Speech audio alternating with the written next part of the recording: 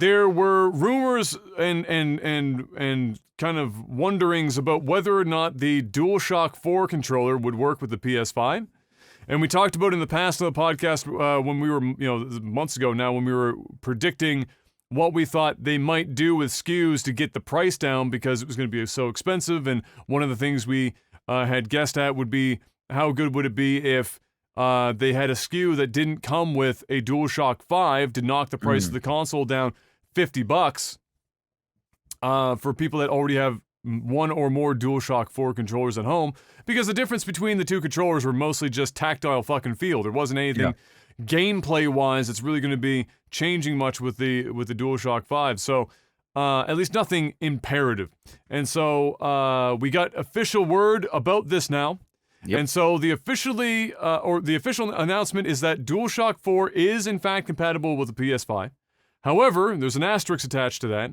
The DualShock 4, asterisk. And it's a big asterisk. I mean, normally that's a small in the corner of the word. I mean, this is a big ass fucking star next to the end of the sentence there, because while it works with the PS5, it only works with PS4 games running on the PS5. So you can't use a DualShock 4 for PS5 generation games. Yeah.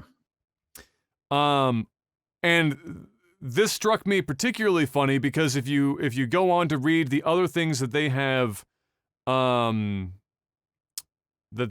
listed for, when people asking them what's going to be compatible and not as far as peripherals, the other things that they talked about included officially licensed racing wheels, arcade sticks, and flight sticks will work with PS5 games and supported PS4 games. The platinum and gold wireless headsets and most third-party headsets that use either the USB or the 3.5mm jack will also work. PlayStation Move motion controllers and the PlayStation VR aim controller will also work with supported PlayStation VR games. The PlayStation camera will work as well with the PS5 for supported PS VR games, but will need an adapter that the user can request at no charge from Sony at a later date. They haven't announced when people will be able to request that adapter. So, there are more peripherals to talk about, but those are the ones they have mentioned to this point. And so far, to me, that just reads like literally fucking everything but the PS4 controller is going to work with PS5 games, which is a direct way of saying, fuck you, buy the PS5 DualShock 5 controller to play with our games, even though it serves no real functional difference over top of the DualShock 4. Now, if they come out later and say that there's some other fanciful fucking reason for it, then I'm all ears to hear it. But in reality, it just sounds like to me is that they're just looking for people to buy the DualShock 5 controller. Because every other fucking peripheral works. I mean, what we just listed is the majority of what people would even give a fuck about. I mean, there are other peripherals, but I can't off the top of my head think of one not in that list that people would be readily interested in seeing. I mean, what they're doing also, and it's kind of smart, where they go, okay, well, listen, when this console launches and there's not a game that you necessarily want, still go ahead and pick up this console. You can still play the games that you currently are enjoying on the new console, and you'll have this console ready to go for when the games that you do want to play come out. It would have been nice for them to just allow PS4 controllers to go on it, but to play PS5 games. But at the same time, I get it. They want to sell their they want to sell their new controllers with the new console, and it'd be a little weird, I guess, seeing a PS4 controller on a PS5, like just marketing wise. In contrast, for Microsoft, all Xbox One controllers work with the Series X. Yeah. And furthermore, the Series X controllers will work backwards compatible for whatever reason if you wanted to bring it to a friend's house who doesn't have a Series X yet or some shit with the Xbox One. So they got fucking shit going both directions. Yep. So that's an L. That's an L on Sony, man. Sony's taking a small L on this. Do I think it's something so big that it's going to be the differentiator on consoles? No, but it's an L that you wouldn't expect to, why would you die on that hill? Yeah. Like, of all things to die on that hill, why that? I think the reason why they're dying on that hill is because they can afford to die on that hill. Yeah, probably, yeah. And they're like, well, fuck it. They don't like it. Too bad. You're going to buy my console anyway, and you're going to buy my controllers. Yeah. It's just really that simple. If the Microsoft really isn't in a position to die on any hill, they need to do whatever they can to get that. So does Microsoft then become the one that sells a SKU that doesn't come with a controller to knock the price down on it? Well, that would be then the little L becomes a slightly bigger L. That would sell some extra consoles. That really would. Yeah. And at the very least, that would sell consoles to people that want both. Yeah. So, for example, a PS5 guy like myself, if it's $50, $60 cheaper without a controller, and I can just pick up the console and just use my other Xbox One controllers, I might be more inclined to make that extra purchase and cop both, just in case there's something that I really want. And,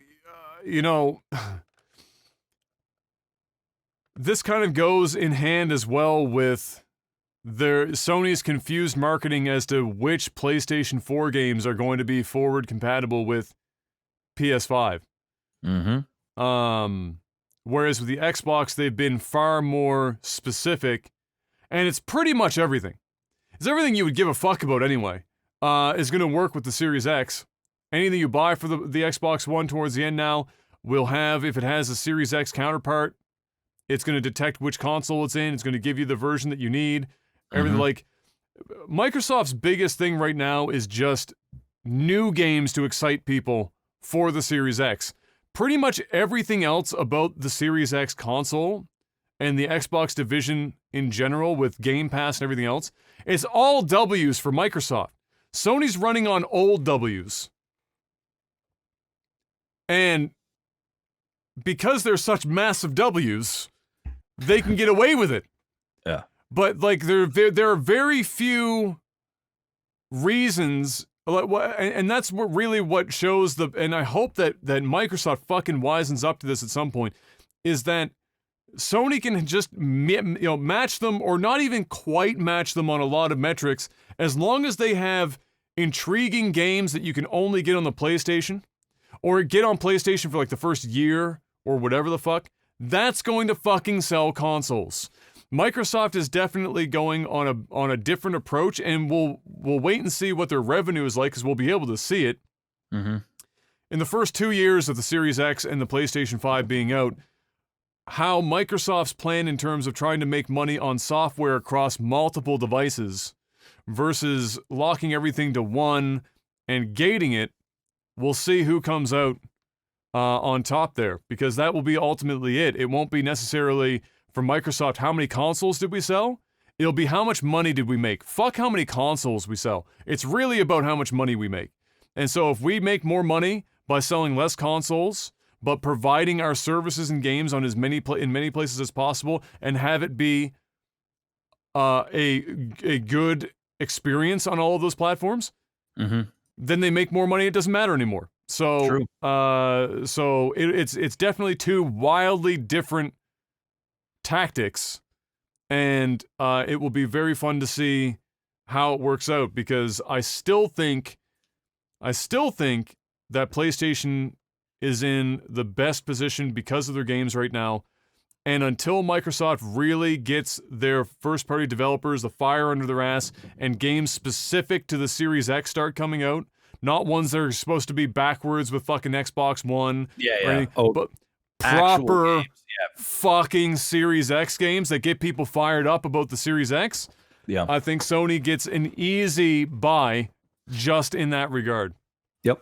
So we'll see how that works out. But yeah, just to clarify, bring that all back around, DualShock 4 works with the PS5, but only with PS4 games that are compatible with the PS5.